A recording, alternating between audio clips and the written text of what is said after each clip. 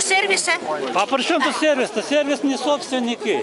Сервис вообще сейчас находится на волоске. А почему в управе, подождите, в управе сейчас находится предписание Мосжилинспекции о проведении конкурса по выбору управляющих, по проведению конкурса. Все.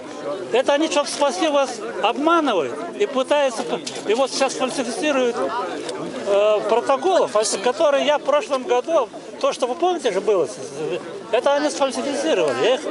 Я их доказал, что это фальсификация. И поэтому прокуратура города, округа, то, что я говорила. Я спрашивала вас.